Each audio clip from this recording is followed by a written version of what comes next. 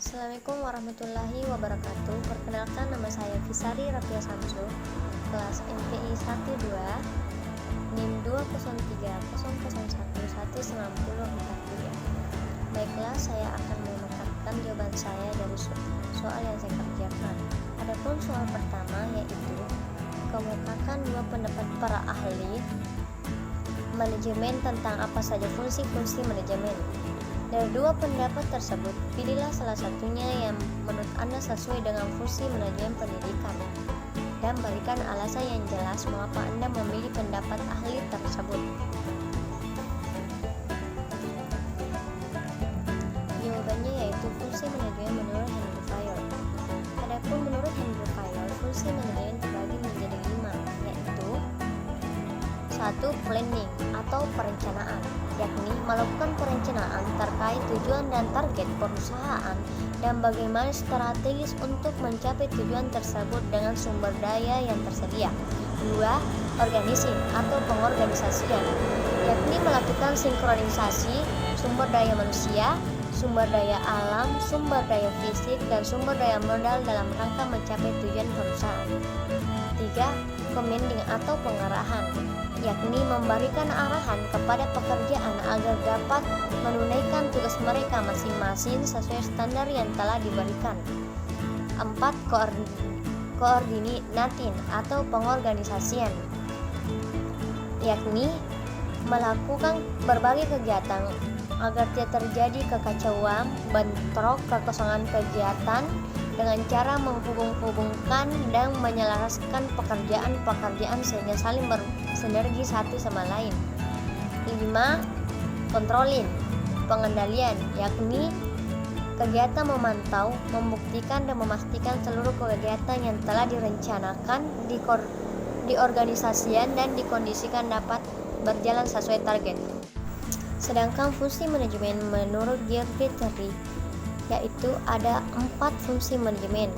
Pertama, planning atau perencanaan, yaitu pembuatan dan penggunaan perkira-kiraan atau asumsi-asumsi untuk masa yang akan datang dengan cara menggambarkan dan merumuskan kegiatan-kegiatan yang diperlukan untuk mencapai hasil yang diinginkan. 2. Organizing atau pengorganisasian, yakni penentuan, perkelompokan, dan penyusunan kegiatan yang diperlukan untuk mencapai tujuan, penempatan pekerja, dan penyediaan sumber daya terhadap tiap pelaksanaan kegiatan. 3. Actuating atau pelaksanaan, yakni membangkitkan dan mendorong semua anggota kelompok agar berusaha dengan keras untuk mencapai tujuan organisasi atau perusahaan.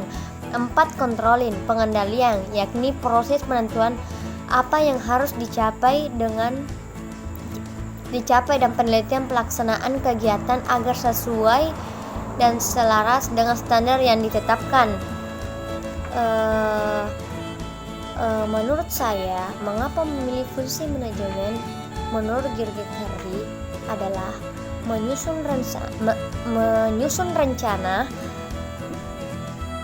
atau strategi untuk mencapai tujuan dan target yang diinginkan dengan menyingkirkan sumber daya yang ada dan memberikan arahan sesuai standar, menjelaskan pekerjaan sehingga saling bersinergi satu sama lain, dan serta melaksanakan seluruh kegiatan yang telah dilaksanakan. Soal kedua, yaitu soal kasus. Menurut saya, pada prinsipnya bahwa kurikulum yang berlaku secara nasional itu tidak serta-merta bisa diubah. Nah, hanya saja kurikulum yang berkaitan dengan yang diwujudkan secara nasional itu harus setiap sekolah yang ada di seluruh tanah air memang seharusnya mengikuti petunjuk-petunjuk dan pedoman-pedoman yang harus dilakukan, dan kemudian bisa disesuaikan dengan di mana sekolah itu berada untuk mempertimbangkan di mana kemampuan guru, fasilitas pendidikan termasuk non-kependidikan serta kemampuan siswa secara psikologis. Oleh karena itu, Sistem pendidikan yang seharusnya diperlakukan dan dilaksanakan setiap sekolah harus berdasarkan pada yang pertama, mengambil poin-poin pokok yang terdapat di dalam kurikulum nasional. Lalu yang kedua, disesuaikan dengan pertumbuhan dan perkembangan yang ada di daerah masing-masing. Yang ketiga disesuaikan dengan fasilitas saat ini dan fasilitas saat ini dapat di setiap sekolah, apalagi penggunaan teknologi informasi. Nah, oleh karena itu yang seharusnya juga bahwa kepala sekolah yang bertindak sebagai pemegang kebijakan tingkat unit pendidikan sekolah itu harus bekerja sama dengan seluruh tingkat pengelola unit dalam merumuskan langkah-langkah strategis dalam pendidikan disesuaikan dengan kemampuan para guru yang ada di daerah masing-masing. Oleh karena itu, kemampuan para guru supaya bisa merata secara sektoral. Soal yang ketiga, yaitu jelaskan pengertian pengawasan dan mengapa pengawasan penting dilakukan dalam lembaga pendidikan. Jawaban saya, pengawasan pada hakikatnya adalah proses pengamatan pelaksanaan seluruh kegiatan organisasi untuk menjamin agar semua pekerjaan yang sedang dilakukan atau dilaksanakan berjalan sesuai dengan rencana yang telah ditentukan. Sedangkan secara umum, pengawasan ialah suatu proses untuk menegaskan bahwa seluruh aktivitas yang terselenggara telah sesuai dengan apa yang direncanakan sebelumnya. Selain itu, ada juga menyebutkan bahwa pengawasan adalah usaha yang disusun secara sistematis untuk menentukan acuan kerja pada proses perencanaan sistem informasi,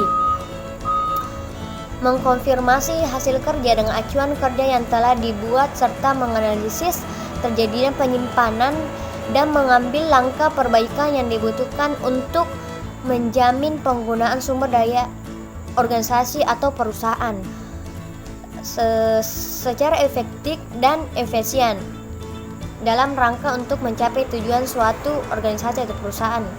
Pengawasan pada lembaga pendidikan diperlukan sebagai monitoring kerja guru-guru atau dosen-dosen dan staf-stafnya dan penilaian terhadap suatu lembaga pendidikan seperti sekolah. Dengan demikian, dapat disimpulkan bahwa pengawasan pendidikan adalah seluruh rangkaian kegiatan yang dilakukan secara sadar dan teranjuk mengawasi suatu pekerjaan dengan tujuan memperoleh suatu perkembangan. Pengawasan perlu dilakukan dengan tujuan untuk meningkatkan mutu pendidikan secara berkesinambungan pada sekolah atau lembaga yang diawasinya. Selanjutnya, soal keempat. Kemukakan alasan utama diperlukan manajemen dalam suatu organisasi dan perusahaan. Jawabannya,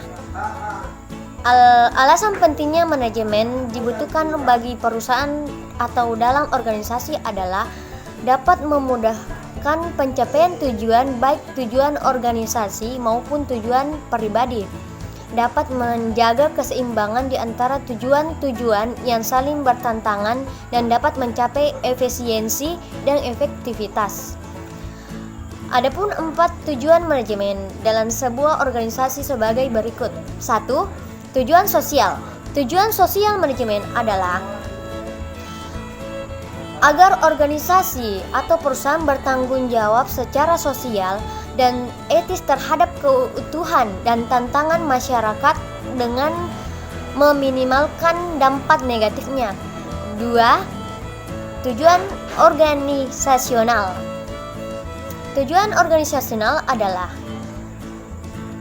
sasaran formal yang dibuat untuk membantu organisasi mencapai tujuan. Yang ketiga, tujuan fungsional. Tujuan fungsional adalah tujuan untuk mempertahankan kontribusi pada tingkat sesuai dengan kebutuhan organisasi. 4. Tujuan individual. Tujuan individual adalah tujuan pribadi dari tiap anggota organisasi atau perusahaan yang hendak mencapai melalui aktivitasnya dengan organisasi.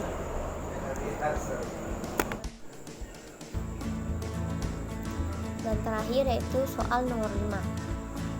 Adapun soalnya yaitu siapa saja yang membutuhkan manajemen. Kemukakan pendapat Anda. Jawabannya, menurut saya manajemen dibutuhkan oleh semua orang atau semua khalayak, termasuk di dalamnya kelompok organisasi dan sebagainya. Bukan hanya orang yang bekerja di kantoran atau semacamnya yang membutuhkan manajemen.